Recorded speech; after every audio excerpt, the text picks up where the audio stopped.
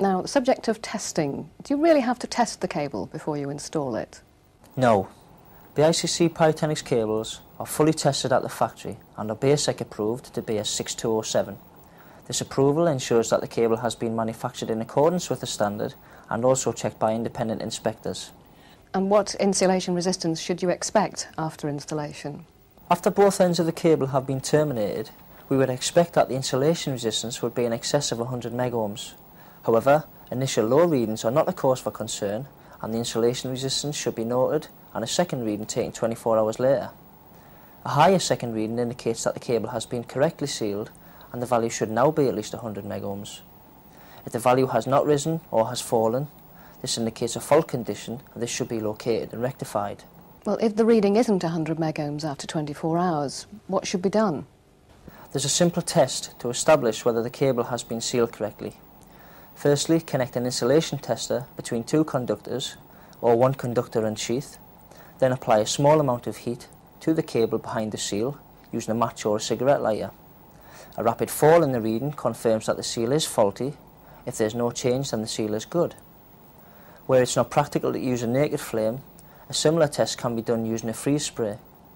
However, in this case, the reading will rise if the seal is faulty, and it should be noted that this increase in insulation resistance is not permanent and it will return to its previously low value as the cable returns to room temperature.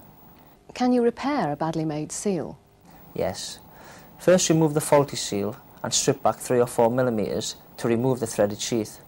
Then clean the cable and re-terminate it as previously demonstrated. Although the insulation resistance will still be low, if the end has been sealed effectively, the reading will slowly improve until it exceeds the 100 megohms. What are the common mistakes that are made with sealing? Well, if the pot is incorrectly filled, an air gap is left at the face of the cable. This will allow moisture from the atmosphere to travel along the pot threads into the cable, resulting in poor insulation resistance readings.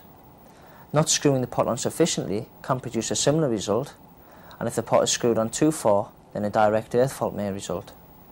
Is the fact that the insulant will absorb moisture really a problem? No. Provided the cables are sealed correctly, the insulation resistance will be maintained.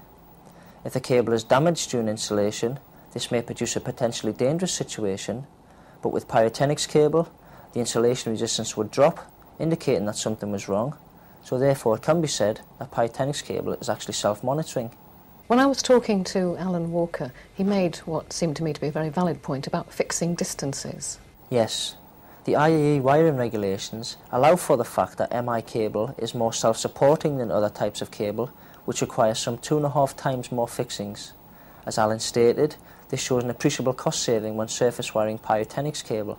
Now, the latest development in the Pyrotenax range is this new twisted pair mineral insulated cable for data communications. Is this difficult to terminate? No.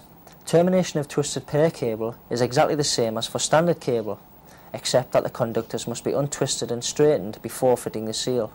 The twisted conductor cable is normally red with 2 grey stripes. What's the significance of this? Well, the grey stripes distinguish it from the red standard pyro cable. The standard cables are available in bare copper or plastic coated for reasons of corrosion protection, aesthetic appearance or circuit identification. Now, what about standards and approvals? Does BICC Pyrotenax cable meet all the relevant national and international standards? Yes, it certainly does. There's no constraint on using the cables virtually anywhere in the world. Finally, Peter, it's a fact that BICC Pyrotenax is a leader in world markets. It's a system that enjoys universal popularity. Is that because of some unique performance characteristics? No other cable can provide the combination of advantages that Pyrotenix does. Its solid construction provides an inherent flame-proof barrier. It will not burn or support combustion. It will not emit smoke or toxic gas.